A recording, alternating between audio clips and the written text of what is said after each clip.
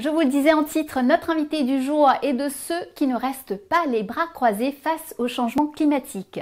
Sorti de l'école de commerce française HEC et destiné à une belle carrière dans de grandes sociétés, Simon Cheval leur a préféré les agriculteurs du Sahel. Sa société OCO garantit leur récolte face aux risques de sécheresse et d'inondation. Originalité, la rapidité de traitement grâce à des analyses de données satellites et à des paiements simplifiés par mobile. Il s'est confié à Lionel Cauchois. Bonjour Simon Cheval, vous êtes franco-luxembourgeois, directeur général et cofondateur d'OCO, une start-up israélienne créée en 2018 et implantée au Mali.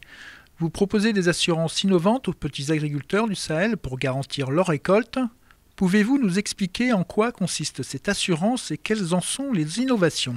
La première innovation, c'est que c'est une assurance automatisée.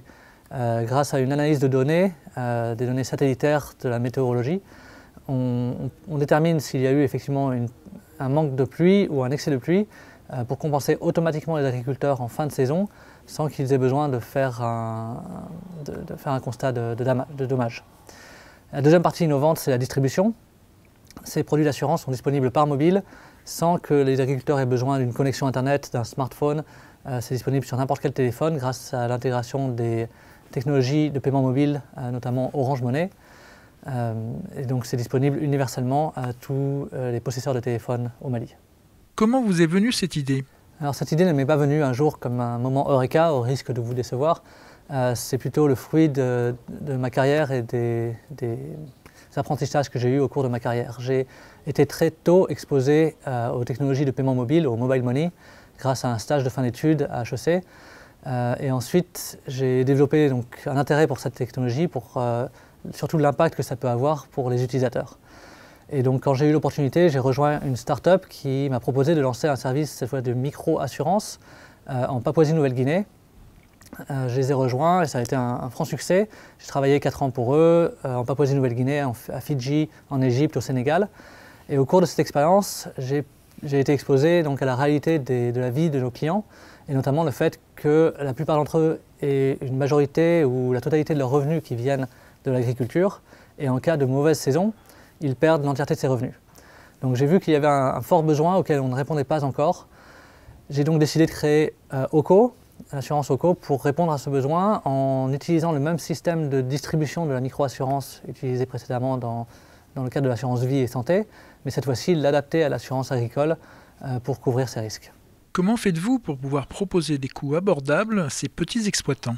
Alors effectivement, ces petits exploitants n'ont pas les moyens de payer une prime d'assurance telle qu'on la connaîtrait avec l'assurance traditionnelle. Donc c'est le grand défi de OCO, c'est de réduire les coûts de l'assurance, et pour ça il faut que nous on travaille sur nos coûts. Donc il y a deux volets principaux, encore une fois. Le premier, c'est la conception du produit.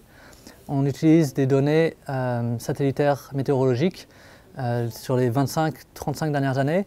C'est des données qui sont dans le domaine public, donc on peut utiliser, mais qu'il faut effectivement analyser pour pouvoir définir quelle pluie est attendue, quel niveau de pluie est attendu et quel niveau de pluie va déclencher le paiement d'une indemnité. Mais en utilisant ces données, plutôt que d'envoyer quelqu'un sur le terrain pour faire une estimation des dégâts, on économise énormément de coûts administratifs et ça nous permet donc de réduire le coût de l'assurance. De l'autre côté, c'est la distribution de l'assurance. On n'a pas un réseau d'agences dans tout le pays. À l'inverse, on utilise un réseau d'agents équipés d'un smartphone qui vont pouvoir aller éduquer les agriculteurs sur leur lieu de travail, dans les coopératives, les inscrire. Et donc c'est un moyen d'inscription plus flexible qui ne nécessite pas de récolter du cash puisque tout est payé en mobile money, ni de récupérer des formulaires papier. Donc on a optimisé la création de l'opération et la distribution des produits d'assurance. Dans ce type d'assurance, vous vous appuyez sur les nouvelles technologies, notamment les données satellites. Pouvez-vous nous expliquer en quoi consiste l'analyse de ces données?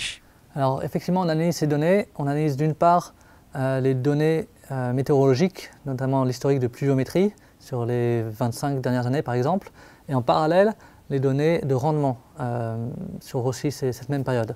Ça nous permet de trouver le lien de corrélation entre par exemple un manque de pluie et une baisse des récoltes, une baisse de la productivité. En faisant ce travail comparatif, on va trouver les seuils qui, pour chaque commune du Mali, les seuils et pour chaque culture, le maïs, le mil, le sorgho, etc. Les seuils qui vont déclencher plus tard l'indemnité dans le produit d'assurance. Donc c'est des données qu'on récupère d'opérateurs satellites, mais qui sont dans le domaine public et qui n'étaient pas disponibles il y a une dizaine ou une vingtaine d'années, mais qui aujourd'hui, puisqu'on a cet historique, ça nous permet d'avoir les probabilités nécessaires à la création d'un produit d'assurance qui va être couvert par des réassureurs ensuite qui ont une bonne connaissance du risque.